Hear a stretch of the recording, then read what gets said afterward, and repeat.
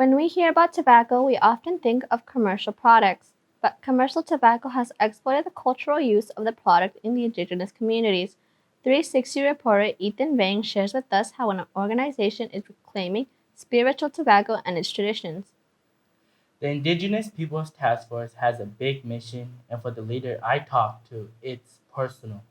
As you see, we each have two trays. So Suzanne Nash the is on a organizations mission will take these back. and it's personal. And as somebody who's, lost people both to commercial tobacco use from lung cancer, also to losing my son to addiction to alcoholism. She's on a bigger mission to restore traditional tobacco.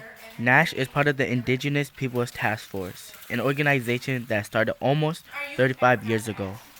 The task force brings back traditional tobacco and restores its cultural practices.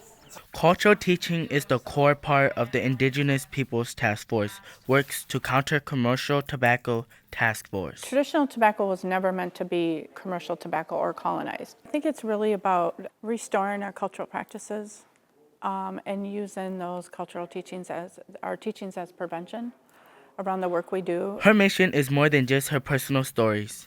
It's about being able to teach the kids about traditional tobacco and the indigenous community. Being able to teach the kids this now, we're going to change that generation. We're going to grow the generation of, with identity. At the end of the day, it's about educating and inspiring the future generations and reestablishing spiritual tobacco for future generations. For 360 Journalism and Blue Cross, I'm Ethan Vang.